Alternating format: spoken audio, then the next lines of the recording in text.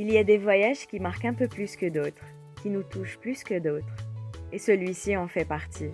Ce voyage était plus particulier que les autres car c'était dans le cadre d'un bénévolat. Je suis partie avec des gens que je connaissais à peine et j'ai retrouvé toute une famille là-bas.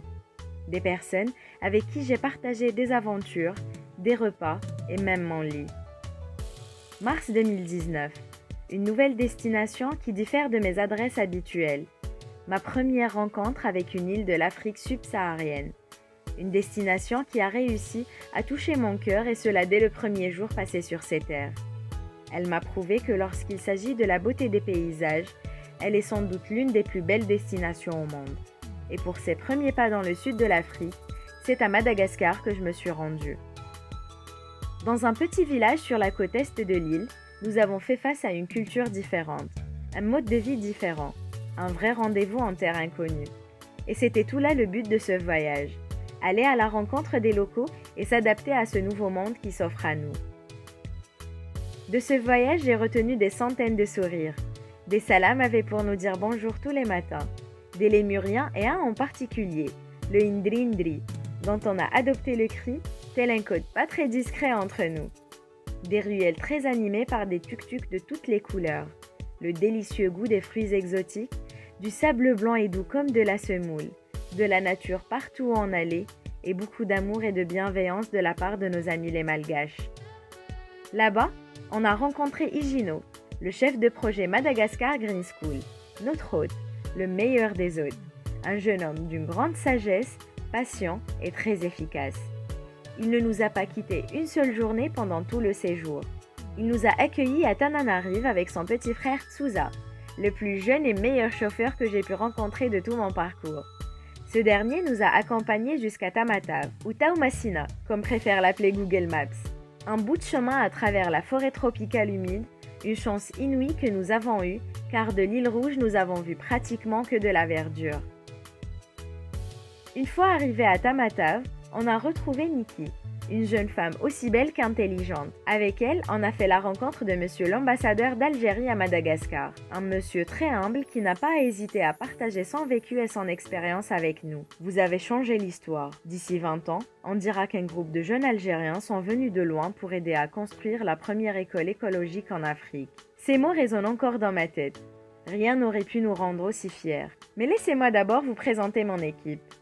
Nous étions 9 à partir à l'aventure. Alors il y a moi, la rime. Entre mon boulot et toutes les autres passions que j'aime faire, la photographie et les vidéos de voyage restent mes occupations favorites.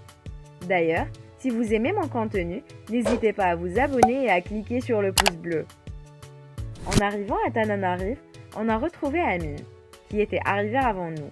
Un jeune photographe très talentueux que je ne connaissais qu'à travers ses magnifiques photos partagées sur Instagram.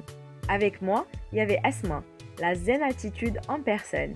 C'est grâce à elle qu'on a pu entendre parler du projet Madagascar Green School, dont je vais vous parler plus en détail dans une prochaine vidéo. Avec elle et Sarah, on a partagé la même chambre. Il y avait aussi Faisal, celui qui a réussi à tous nous réunir.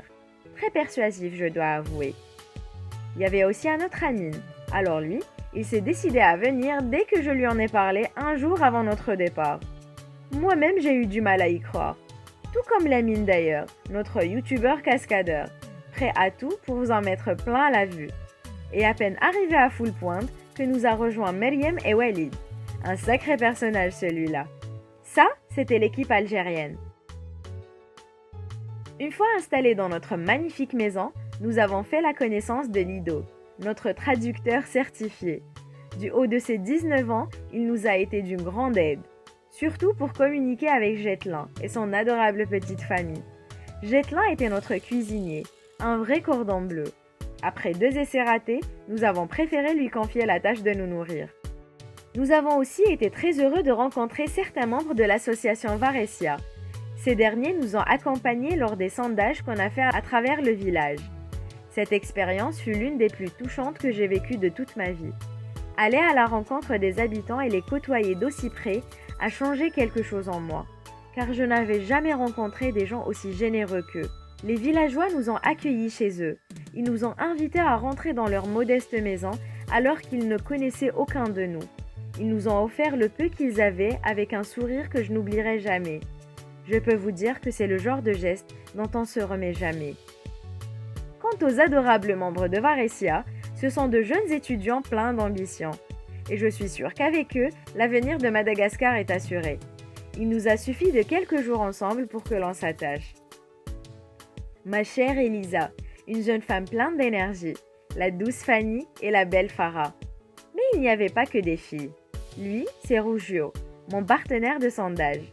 Il a été d'une grande bienveillance envers moi lorsque je suis tombée malade et que j'ai insisté pour l'accompagner.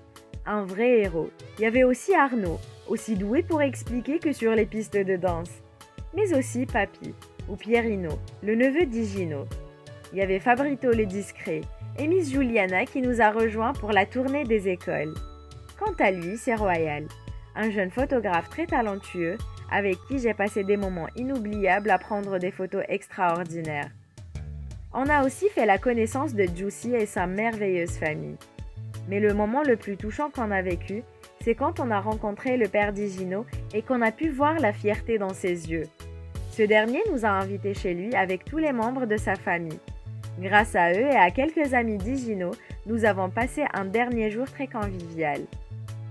Nous nous sommes remémorés tous les bons souvenirs qu'on a récoltés autour d'un dîner avec Monsieur l'ambassadeur qui a insisté à nous revoir avant notre départ.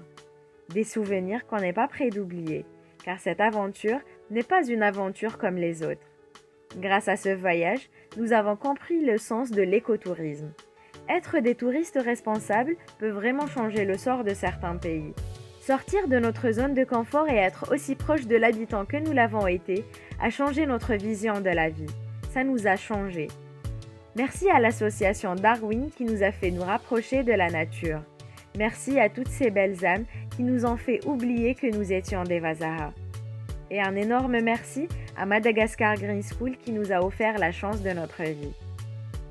Il y a des voyages qui marquent un peu plus que d'autres, qui nous touchent plus que d'autres, et celui-ci en fait partie. J'espère que cette vidéo vous aura touché autant que cette aventure nous a touchés. Si vous avez envie de tout savoir sur Madagascar Green School et de voir les coulisses de toutes nos activités, abonnez-vous et activez la cloche pour ne rater aucune vidéo. Sur ce, je vous fais plein de bisous et surtout n'oubliez pas que pour vivre pleinement, il faut voyager. Salam!